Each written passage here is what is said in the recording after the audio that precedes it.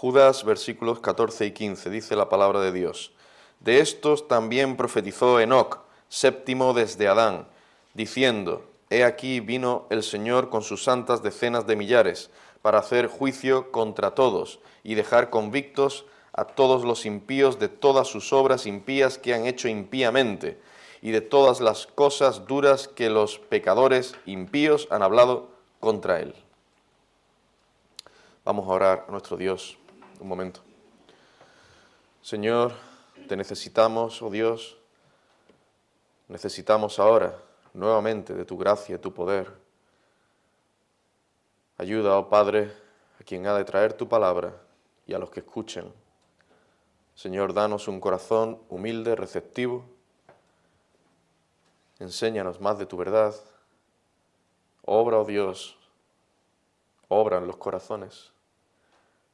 Podamos ver tu mano poderosa, obrando en muchas almas en nuestros días y nos gocemos en ello. Señor, santifica, edifica tu pueblo. Muéstranos dónde tenemos que corregir. Danos un espíritu arrepentido de nuestros pecados y trae también ánimo, consuelo, fortaleza a tu pueblo.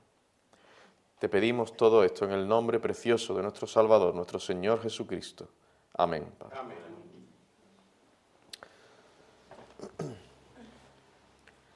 Dice en Proverbios capítulo 17, versículo 15, el que justifica al impío y el que condena al justo, ambos son igualmente abominación a Jehová. Hay un sentir generalizado en todo el mundo de que es algo abominable condenar al inocente o al justo. Y la gente se escandaliza por esto. Ha sido condenado a alguien que era inocente. Por la gracia común de Dios, todavía quedan muchas personas que se oponen rotundamente y que consideran como algo muy malo condenar a una persona que es inocente. Sin embargo, el caso de justificar, de absolver al impío, al que es culpable, no está tan mal visto por muchas personas. Muchos llegan a considerar un gesto de bondad, compasión, el absolver a alguien que ha cometido un delito. Bueno, es un criminal, ha cometido un delito, ¿no? Ha sido absuelto, no ha cumplido su condena. Bueno, pues bien, ya. Hay que perdonar, ¿no?, a todo el mundo y ser muy bueno. Esto es lo que se viene a llamar el buenismo, ¿no? Personas que pretenden actuar con bondad, pero lo que están haciendo es actuar contrariamente a la palabra, o con maldad, o con injusticia. Y la injusticia no es bondad, ¿eh? De hecho, Dios no es así. Dios no es injusto. Él es perfectamente justo y ha establecido un día en el que ha de juzgar a toda la humanidad, teniendo en cuenta que ni justificará al impío ni condenará al justo. La gran mayoría de las personas piensan equivocadamente que como Dios es amor y es muy bueno, al final absolverá a todos los hombres y les pasará la mano por alto a sus pecados. Esta es una expresión que usamos aquí, pasar la mano por alto, ¿no? Como decir, tranquilo, no pasa nada. Y pasará la mano por alto a los pecados de las personas. No tendrá en cuenta sus transgresiones. Y todo el mundo será salvo. Esto es un error. Esto no es así. Esto no es lo que enseña la Biblia. Pues bien, basándonos en la profecía de Enoc que nos relata Judas, vamos a centrar nuestra atención en este sermón en torno a ese juicio final que está por venir. El sermón lo desarrollaré principalmente bajo dos puntos. Primero, veremos algunas consideraciones a tener en cuenta y en segundo lugar, veremos varias lecciones acerca del juicio venidero. Pero antes de entrar a considerar las lecciones acerca del juicio venidero que tenemos en los versículos 14 y 15 de Judas, es necesario que tengamos en cuenta algunas consideraciones referentes a la profecía que el apóstol nos presenta en este pasaje. Así que vamos a ver esto en primer lugar, algunas consideraciones a tener en cuenta. Muchos comentaristas coinciden en que para escribir los versículos 14 y 15, el apóstol se fijó en una cita de un libro apócrifo llamado el libro de Enoc. Concretamente, en el capítulo 1, versículo 9 de este libro, dice lo siguiente: «Ved, él llegará con 10 millones de los santos para llevar a cabo el juicio sobre todos, destruirá a los malvados y reprenderá a toda carne a causa de todo lo que han hecho, todo aquello que los pecadores e impíos cometieron contra él». El libro de Enoc, al parecer, era bastante conocido y manejado en aquellos tiempos, y en especial, debido al contenido del mismo, es muy probable que fuera usado por esos falsos maestros, los falsos maestros que está atacando aquí Judas, ¿no? Bueno, yo no he leído ese libro, pero fijaos qué dice acerca de esto el pastor y comentarista John Benton. Dice: «Al parecer, hay base sólida para creer que el libro de Enoc, con sus listas de nombres de seres celestiales, sus encuentros y conversaciones con ángeles», todo esto aparece en este libro, este libro sería la clase de literatura preferida por los falsos maestros contra los que Judas está escribiendo. Hasta aquí la cita. Así que este pastor, el pastor Benton, nos da una pista de por qué Judas usa esta cita. Seguramente lo que pretendía era utilizar en contra de los falsos maestros las propias fuentes que ellos manejaban. Y es como si el apóstol dijera: ¿ustedes creen que el libro de Enoc es un libro respetable e interesante?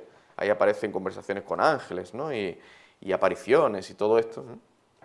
¿Creen que es un libro respetable, interesante, digno de consideración? Bien. Que incluso ese libro puede que apoyen sus ideas, ¿no? Pues miren ustedes lo que este libro dice y tengan en cuenta que esto se aplicará a ustedes. Esto es lo que vendría a pensar, más o menos, Judas, ¿no? al usar esta cita. Del mismo modo que ocurría con la historia de la disputa entre Miguel y el diablo, que tenemos en el versículo 9 de la epístola de Judas, donde parece que el apóstol la toma prestada del libro apócrifo, La Asunción de Moisés. Nuevamente, en esta ocasión, debo aclarar que el apóstol no deja evidencias de que considere el libro de Enoc como parte de las Santas Escrituras. Es decir, el hecho de que los versículos 14 y 15 de Judas coincidan más o menos con un texto del libro de Enoc no significa que Judas considere ese libro como inspirado por Dios, o que tengamos nosotros que ahora añadir tal libro al canon de la Escritura. No. Él simplemente está haciendo uso de un texto, unas palabras, que ciertamente son verdaderas, para mostrarle a aquellos falsos maestros lo que les esperaba en el día del juicio final, lo que les esperaría en el día final. Ustedes que usan ese libro, que se apoyan en ese libro, que manejan tal libro, que es apócrifo, pues, mire lo que dice ese libro, ¿eh? ¿Han leído ustedes lo que pone ahí, en ese libro? Porque eso es lo que les va a pasar a ustedes, ¿eh? Es lo que viene a decirles. El apóstol Judas podría haber usado otros textos de las Sagradas Escrituras, textos del Antiguo Testamento, para decir prácticamente lo mismo. Y os voy a poner algunos ejemplos. Comparemos, por ejemplo, los versículos 14 y 15 de Judas con los que voy a leer a continuación. Deuteronomio capítulo 33, versículo 2. Dice ahí: Jehová vino de Sinaí, y de Seir les esclareció. Resplandeció desde el monte de Parán, y vino de entre 10 millares de santos, con la ley de fuego a su mano derecha. En Isaías 66, versículos 15 y 16 dice: Porque he aquí que Jehová vendrá con fuego, y sus carros como torbellino, para descargar su ira con furor y su reprensión con llama de fuego, porque Jehová juzgará con fuego y con su espada a todo hombre. Subrayo esto, a todo hombre. Y los muertos de Jehová serán multiplicados. Y en Jeremías capítulo 25, versículo 31, dice: llegará el estruendo hasta el fin de la tierra, porque Jehová tiene juicio contra las naciones, Él es el juez de toda carne, entregará a los impíos a espada, dice Jehová. No absolverá a los impíos, da igual lo que los impíos hayan hecho, finalmente irán al cielo y ya, sin problema. No. No, no, no, no, no. Él es el juez de toda carne, hará juicio contra las naciones, entregará a los impíos a espada. Bueno, desde luego, estos textos no son literalmente iguales que los versículos 14 y 15 de Judas, pero estos versículos del Antiguo Testamento también hablan de la venida del Señor y del juicio que les aguarda a los impíos. Judas podría haber usado, por ejemplo, estos textos que acabo de leer, pero no lo hizo.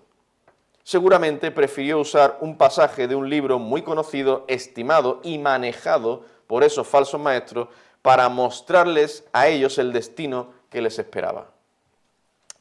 Por otro lado, hermanos, no debe sorprendernos el uso de citas extrabíblicas, es decir, textos que no se encuentran en ninguna otra parte de la Biblia. Ya dije en el cuarto sermón de esta serie que el uso de esa clase de citas es algo que también hicieron otros escritores sagrados.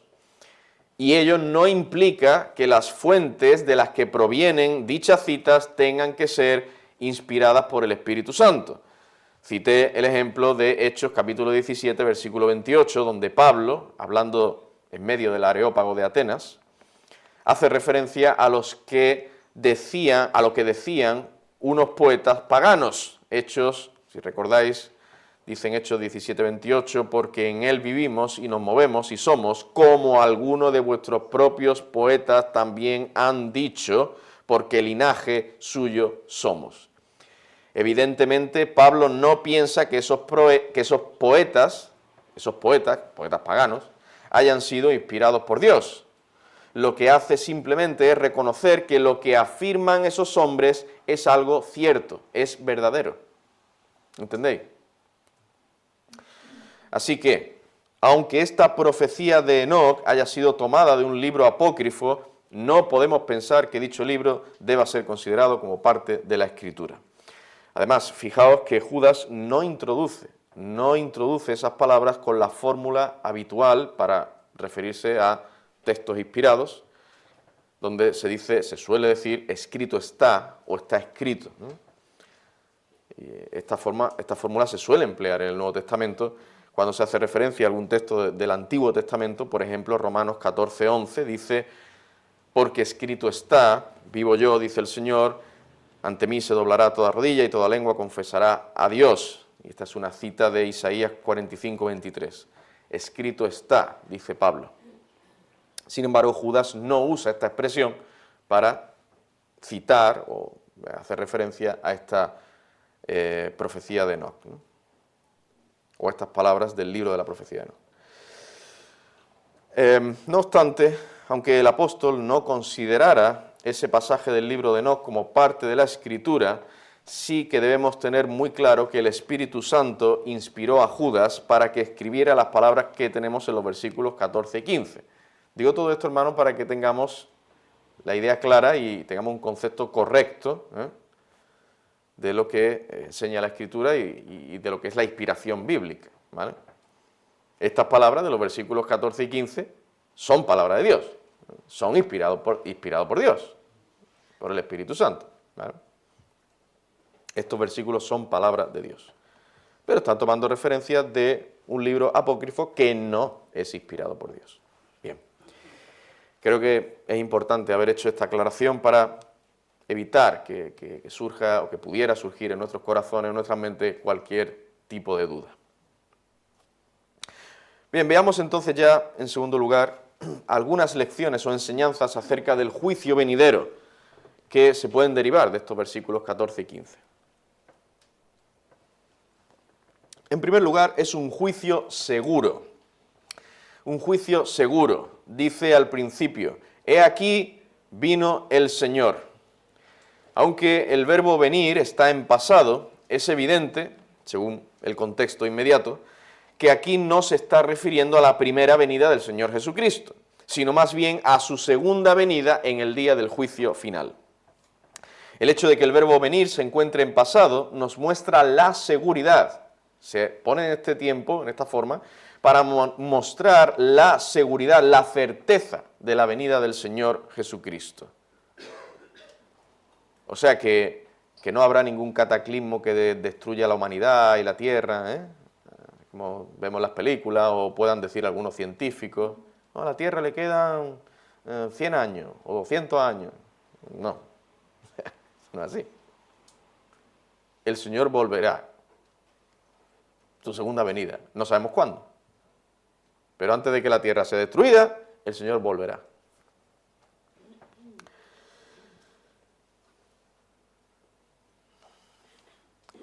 Esa segunda venida es segura, es cierta, y tal venida será principalmente para juicio.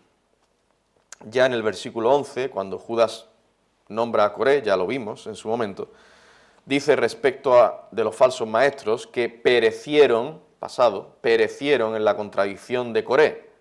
Usa el verbo perecer en pasado como si ya hubieran muerto. Esto nos habla de que el castigo para aquellos falsos maestros era tan seguro como si ya se hubiera cumplido. Pues del mismo modo, cuando dice en el versículo 14, he aquí vino el Señor, nos está mostrando la seguridad, la certeza de la venida de Cristo y por consiguiente la seguridad del juicio venidero. Esto es seguro, es cierto. No es un capricho o algo que se hayan querido inventar los teólogos, ¿no? Los religiosos. Es lo que enseña la palabra de Dios.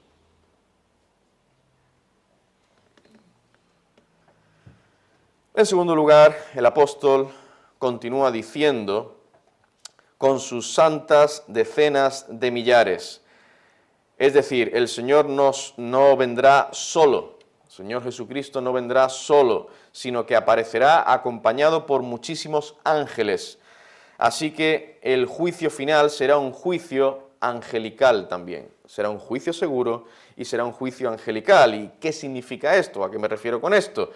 Un juicio donde participarán los ángeles. Los ángeles tendrán participación.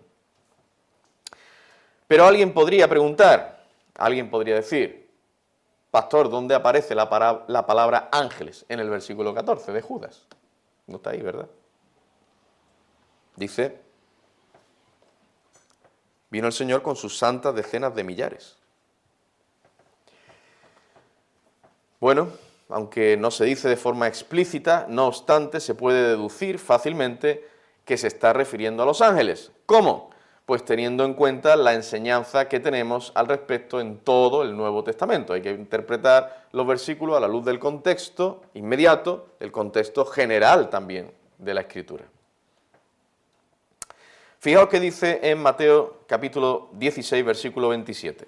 Mateo 16, 27. Porque el Hijo del Hombre, o sea, el Señor Jesucristo, vendrá en la gloria de su Padre con sus ángeles.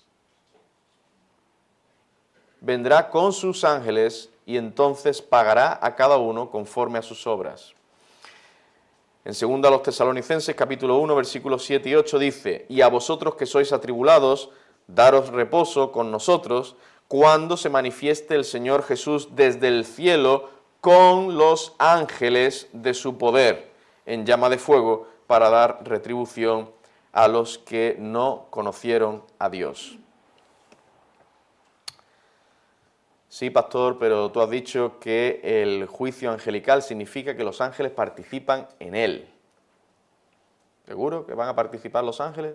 El Señor Jesús vendrá con los ángeles, pero ¿van a participar los ángeles en ese juicio?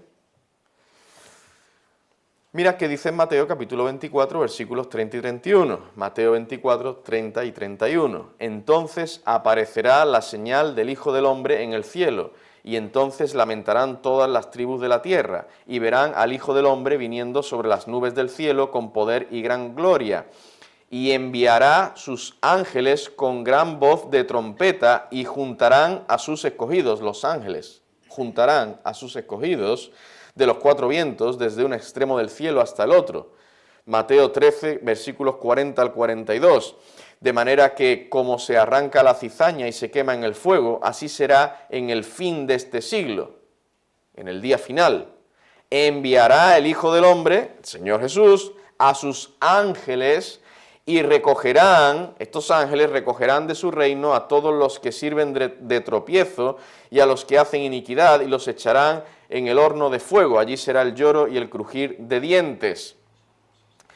Y en Apocalipsis 16, capítulo 16, que no voy a leer ahora, vosotros podéis leerlo en vuestra casa, ahí veréis que el derramamiento de las copas de ira se hace a través de los ángeles.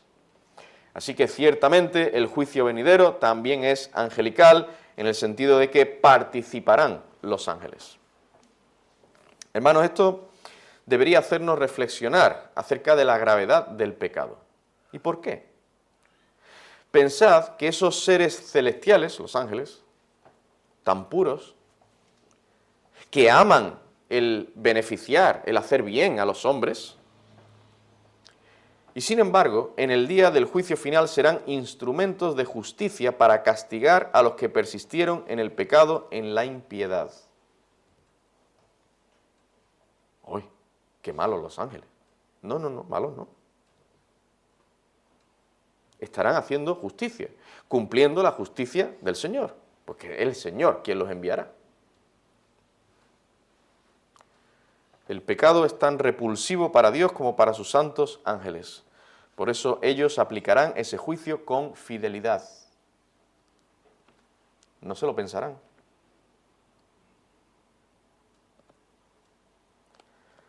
El pecado es grave, es muy grave, y trae graves consecuencias. En tercer lugar, también será un juicio universal. Juicio seguro, juicio angelical, juicio universal. Pues dice al principio del versículo 15, para hacer juicio contra todos. Contra todos. Algunas personas hoy en día están de acuerdo que habrá un día del juicio final, pero muchos de ellos seguramente piensan que en última instancia no serán juzgados. Otros sí, porque fueron muy malos, ¿no? Pero yo no, porque no fui tan malo. Puede que no digan esto con palabras. Sin embargo, es muy probable que este sea el sentir de sus corazones. De lo contrario, no vivirían tan tranquilos. Digo, pienso yo. Si realmente creyeran y pensaran que van a ser juzgados por Dios en el día del juicio final. No deberían vivir tan tranquilos. De alguna manera, estas personas tratan de acallar sus conciencias pensando que a ellos no les alcanzará el juicio divino. Bueno, y después están los otros que piensan directamente que no habrá día del juicio final, ¿no? Aquí eso de día de juicio... Tanta injusticia, ¿verdad? Y tanta maldad que hay en este mundo, y todo eso se irá de rositas, como decimos aquí también. Se librarán. Esto no es así.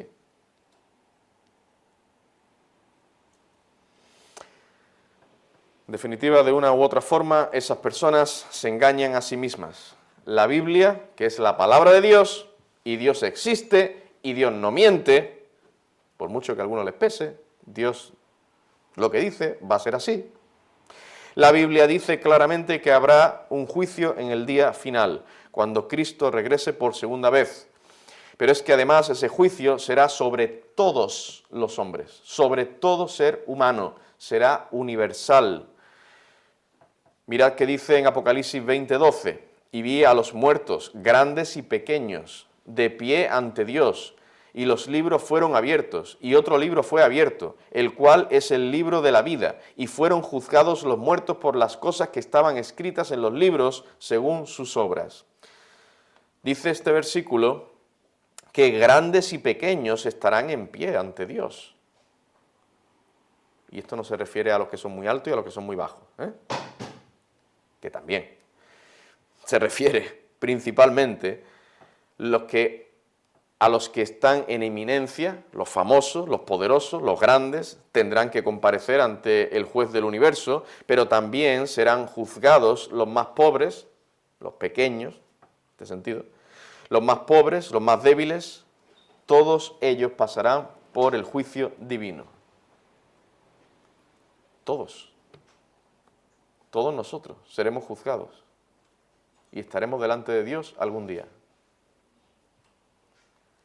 Además, el texto dice que fueron juzgados los muertos. Yo pregunto, ¿quiénes mueren? Todos morimos, todos pasaremos por el tribunal de Dios. Pero pastor, ¿y los que queden vivos cuando Cristo vuelva? Segunda Timoteo capítulo 4, versículo 1. Te encarezco delante de Dios y del Señor Jesucristo, que juzgará a los vivos y a los muertos en su manifestación y en su reino. El Señor juzgará a los vivos y a los muertos. Los que queden vivos cuando el Señor Jesús regrese por segunda vez, también serán juzgados. Nadie escapará. Y hermanos, esto nos incluye a nosotros, los creyentes. También, sí, también. Dice todos, vivos y muertos, grandes y pequeños, todos.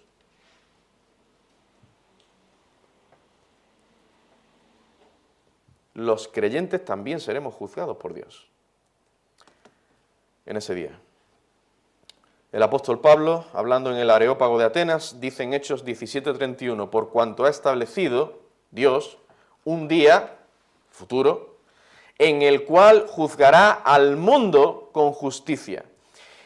Y ahí, cuando dice mundo, literalmente la palabra griega significa tierra habitada. O sea, todo ser humano que habite y haya habitado esta tierra. Así que el juicio venidero será universal. En cuarto lugar, también será un juicio espiritual. ¿Qué quiero decir con esto? Pues que Dios nos juzgará en base a aspectos morales, espirituales. O dicho de otra forma, el Señor usará su ley moral como base para juzgarnos.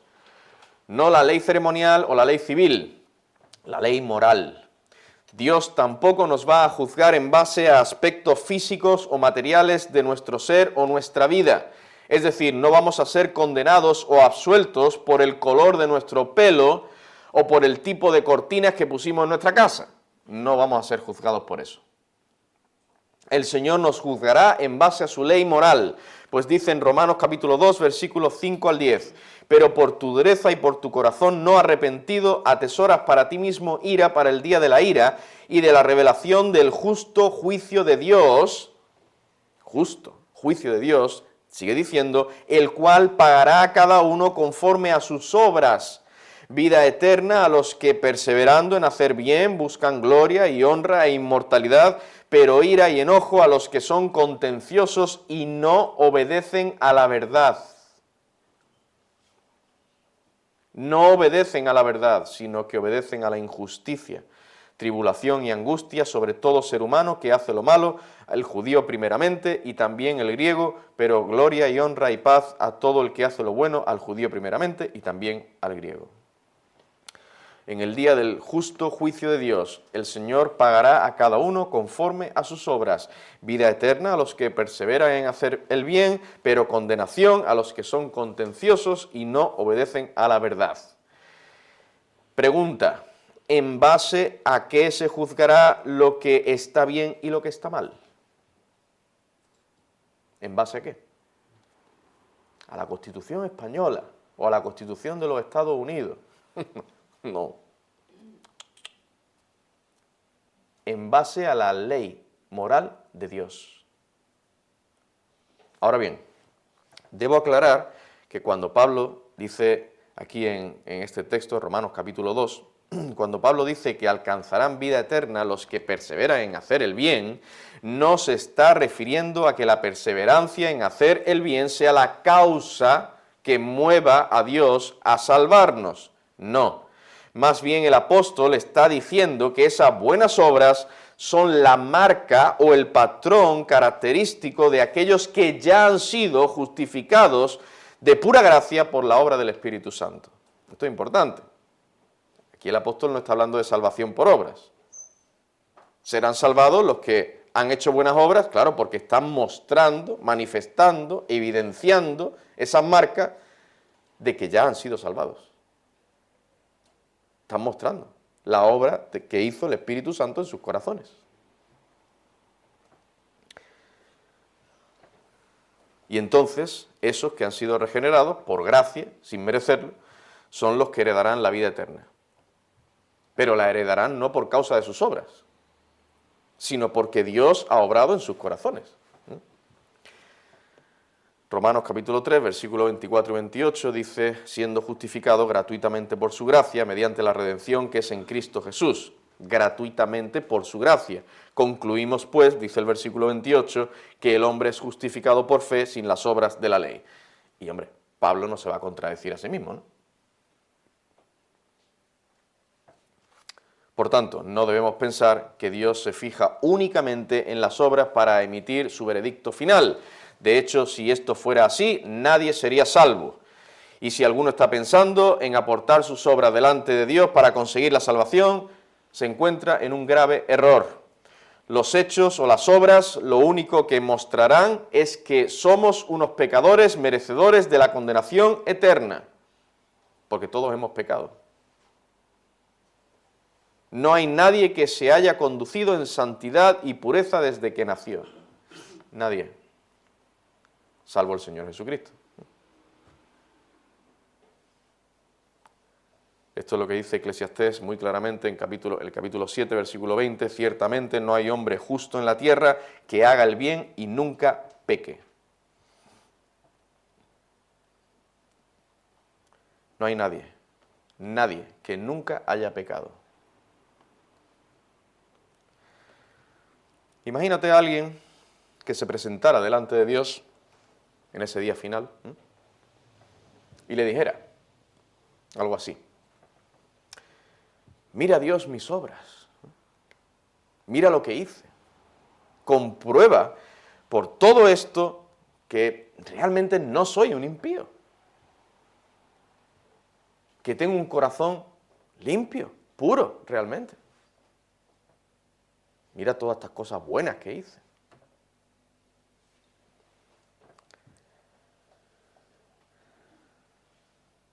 Soy alguien limpio, puro de corazón. No soy ningún impío, Señor.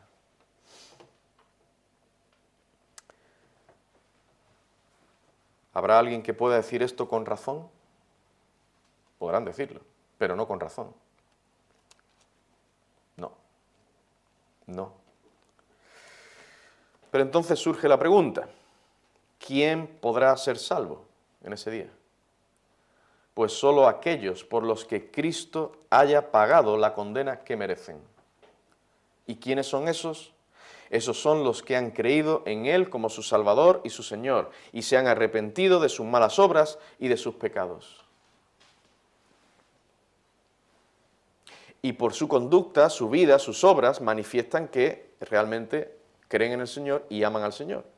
Sí, no serán obras perfectas, no serán obras meritorias, estarán manchadas por el pecado aún, pero mostrarán esas obras que aman al Señor, que realmente Dios obró en sus corazones, que realmente creyeron en el Señor Jesucristo.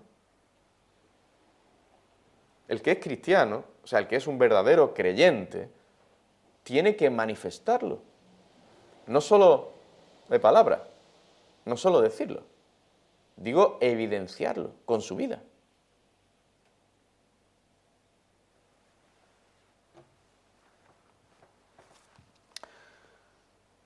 Bueno, en definitiva, creo que está claro que el juicio final será un juicio espiritual. Por último, también será un juicio veraz. Dice en Judas el único capítulo que tiene, capítulo 1, versículo 15.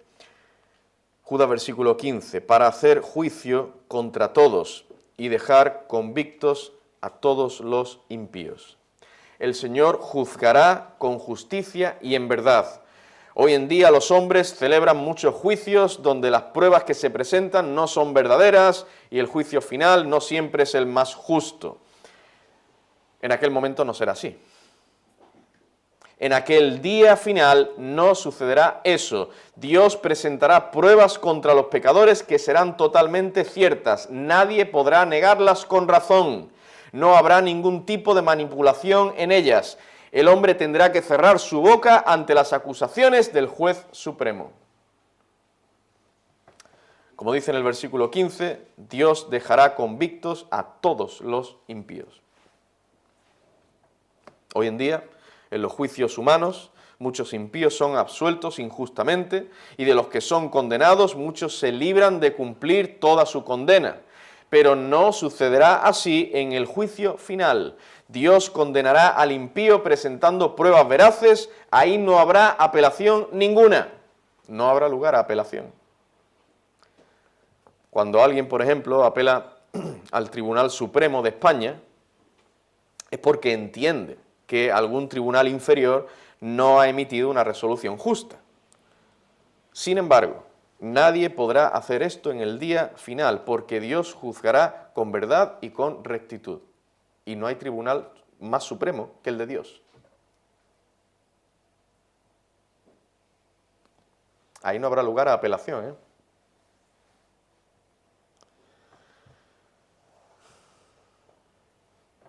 Dice en el Salmo 89, versículo 14, justicia y juicio son el cimiento de tu trono, misericordia y verdad van delante de tu rostro.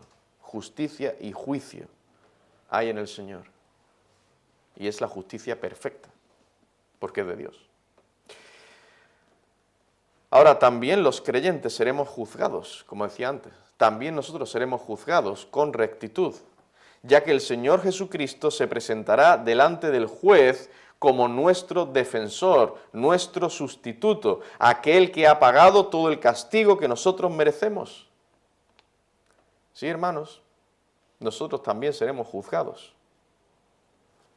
Dios nos va a juzgar también a nosotros. Primera de Pedro, capítulo 4, versículo 17, dice, porque es tiempo de que el juicio comience por la casa de Dios. Lo que ocurre es que el Señor mirará las obras de Cristo, los méritos de Cristo, no nuestras obras, mirará las obras de Cristo y por eso seremos absueltos. Esa es la salvación que hay en Cristo. Él es el sustituto nuestro en ese tribunal. Él es condenado, por así decirlo, en nuestro lugar. Él cargó con la culpa de nuestros pecados. Si realmente confiamos en Él y creemos en Él. Dios no va a absolvernos, hermano, esto es importante, en el día del juicio final, porque yo, mira, llevé como 40 años en la iglesia. Dios no va a absolverme a mí, por ejemplo, porque yo fui pastor, ¿no? Como fui pastor, ¿no? La iglesia. Bueno. Oh.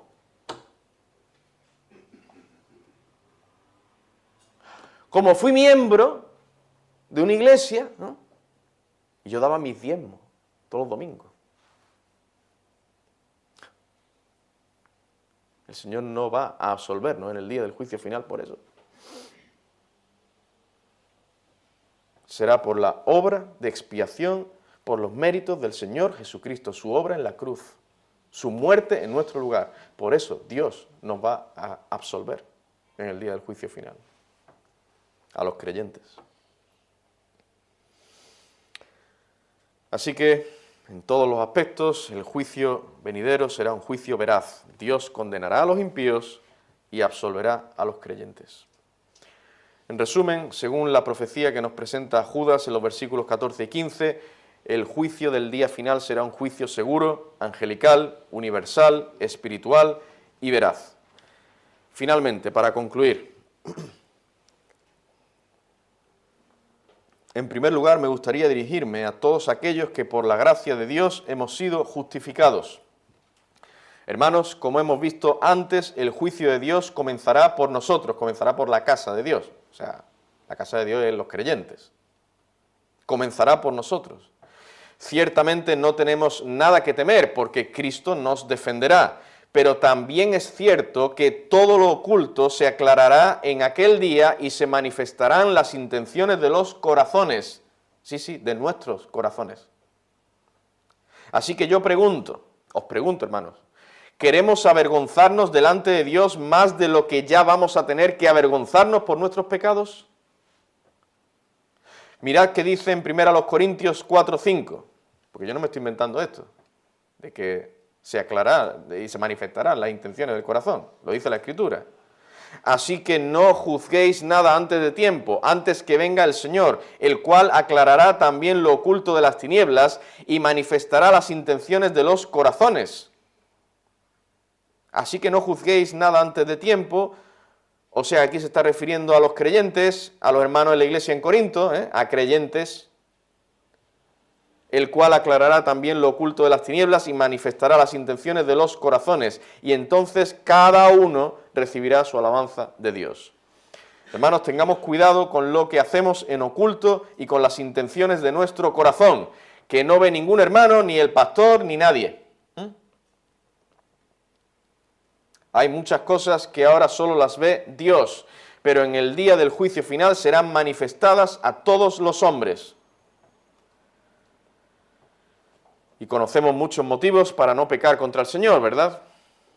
Por amor a Él, para agradarle, para el avance de su reino, para el buen testimonio de la verdad, para el bien de nuestro cuerpo y nuestra alma, etcétera, etcétera. Pero aquí tenemos otro motivo. No pequemos contra el Señor para que en el día del juicio final no sean manifestados más pecados de los que ya hemos cometido. Y lleguemos a ser avergonzados delante de Dios y delante de otros hombres, de otras personas.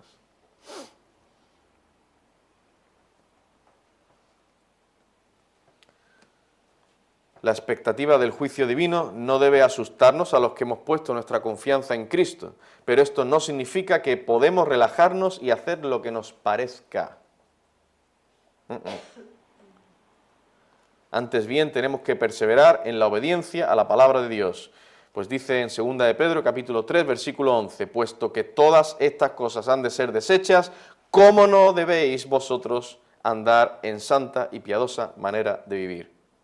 Le está hablando a hermanos en la fe. Entre tanto que esperamos ese día final, lo que debemos hacer es andar en santa y piadosa manera de vivir, hermanos. No, yo ya soy creyente ya. Tranquilo. Sí, vamos a cumplir, ¿no? En fin, vamos a la iglesia y todas esas cosas, y oro un poquito, y leo la Biblia así un poquito y tal, pero después en lo oculto de mi habitación, en donde otras personas no me ven, en lo oculto de mis pensamientos, de mis motivaciones, o si estoy en el trabajo, porque allí en el trabajo no me ven ni, o en el instituto, o en el colegio, allí no me ven ni mis padres, ni mis hermanos, ni el pastor, ni nadie, y allí me puedo. No, hermanos. Dios está ahí, Dios nos ve y compareceremos en el día del juicio final. Sí, los creyentes también.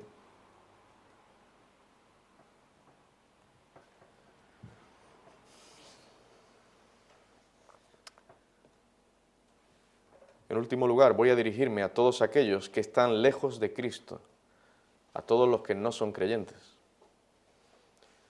Seguramente no le des mucha importancia a eso del día del juicio final. Al fin y al cabo no es más que un invento para asustar a los hombres, ¿no? Eso es algo que la Iglesia se ha inventado para que los hombres no hagan lo que quieran, sino asustarlos para que vayan a la Iglesia y así puedan sacar beneficio de ellos. Entonces han inventado lo del día del juicio final. ¿Esto es lo que tú crees? ¿Piensas que yo o alguno de mis hermanos en la fe vamos a obtener algún tipo de beneficio o ganancia material predicando estas verdades? Yo creo que más bien pasaría lo contrario, ¿no? Que la gente saldría espantada.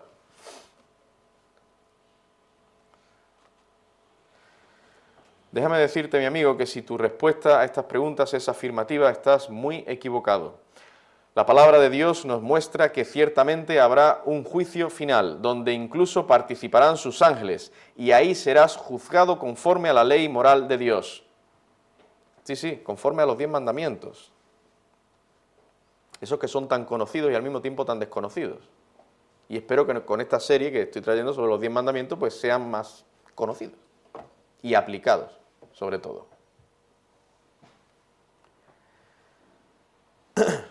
Si no los has cumplido todos esos mandamientos, a la perfección desde tu nacimiento hasta el día que mueras, la sentencia final para ti será el infierno, la condenación eterna. ¿Qué dices entonces? ¿Podrías asegurar que has obedecido a Dios a la perfección sin pecar absolutamente en nada, nunca? ¿Podrías decir que eres perfectamente santo, justo y recto? Yo creo que no. Ten en cuenta que eso es lo que Dios va a demandar en el día del juicio final, y nada menos que eso, perfección y santidad. Dice en Habacuc capítulo 1, versículo 13, hablando del Señor, muy limpio eres de ojos para ver el mal, ni puedes ver el agravio. Dios no puede ver el pecado y pasar la mano por alto. Ningún pecado.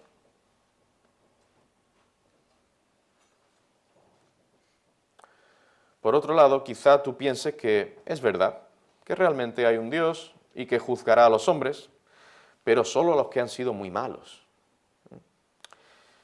Yo, como he sido bastante bueno, no perfecto, pero bastante bueno, pues yo me voy a librar. Además, soy una persona muy inteligente, tengo unas habilidades, soy honrado. ¿De qué me tiene que juzgar Dios? Claro, ¿de qué me tiene que juzgar Dios? Mi amigo, no te equivoques. Dios no te va a juzgar por tus habilidades o capacidades intelectuales, o algún bien relativo que hayas hecho aquí y allá. Recuerda que el juicio final será espiritual. Te repito que el Señor juzgará a todos los hombres según su santa ley, según toda su ley, y además no pasará la mano por alto a ningún pecado. No dejará sin castigar ningún pecado, ni siquiera el más pequeño que tú te imagines. Dice en Romanos capítulo 3, versículo 10 al 12, como está escrito, no hay justo ni aun uno, no hay quien entienda, no hay quien busque a Dios, todos se desviaron, a una se hicieron inútiles, no hay quien haga lo bueno, no hay ni siquiera uno. No hay quien haga todo lo bueno, todo lo que agrada a Dios, por tanto todos comparecerán ante el tribunal divino, incluido tú.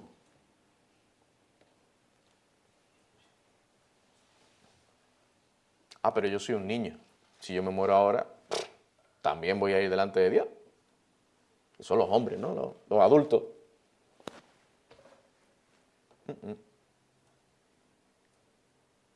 Los niños, los jóvenes que mueran ahora, también tendrán que comparecer delante de Dios. Todos.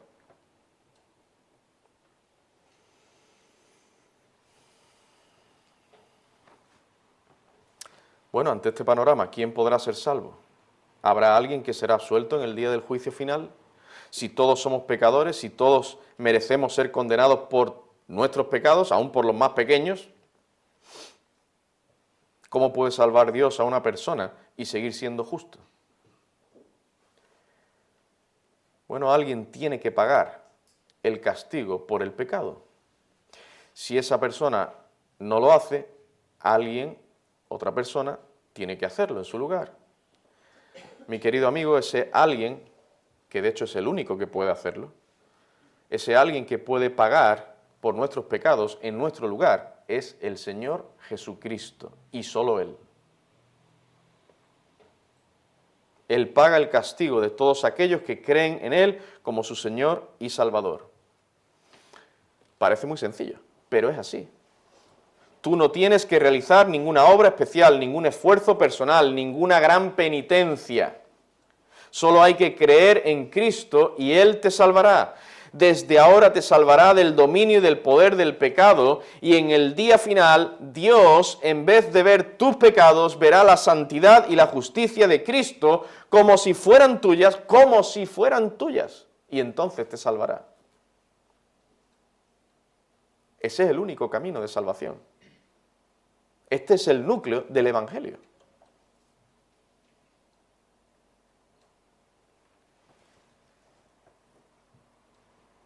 Recuerda, debes creer en Cristo.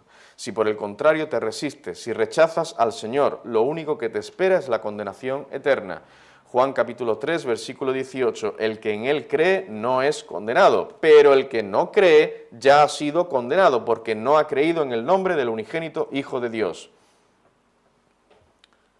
Bueno, por supuesto, esta clase de fe implica muchas cosas. No basta con decir yo creo, ¿verdad? Para saber si en verdad hay fe salvadora, debe haber, en primer lugar, arrepentimiento de nuestros pecados y debe haber obediencia al Señor. Así se muestra o se manifiesta esa fe salvadora. Una vez alguien le preguntó a Pablo y a Silas, ¿qué debo hacer para ser salvo? Y ellos le respondieron, cree en el Señor Jesucristo y serás salvo. Y dice en Juan 3:16, porque de tal manera amó Dios al mundo, que ha dado a su Hijo unigénito, para que todo aquel que en Él cree, los que no crean serán condenados, pero todo aquel que en Él cree no se pierda, mas tenga vida eterna. Así que si no crees de todo corazón en el Señor Jesucristo, no tendrás ninguna esperanza en el día del juicio final. Aquí puede que vivas muy bien y tranquilo y no vayas a la cárcel, ¿no? Aquí en esta tierra. Pero te espera el día del juicio final. Piensa, medita en lo que has escuchado en esta mañana. Y tú, mi querido hermano, en espera de ese juicio, confía en Cristo y persevera en santidad para no desagradar a tu Señor que te ha salvado. Esto es lo que tenemos que hacer, hermanos. En espera de estas cosas, tenemos que vivir en santa y piadosa manera. El Señor nos ayude. Vamos a orar.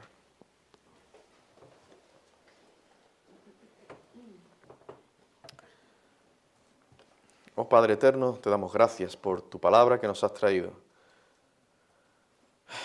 Señor, salen de labios pecadores, pero te ruego que tu Espíritu la use para obrar en los corazones y que tu palabra llegue a lo más profundo del corazón, transforme por la obra poderosa de tu Espíritu. Salva, oh Dios, salva a otras muchas almas. Señor, te rogamos esto en el nombre de Cristo. Amén, Padre. Amén.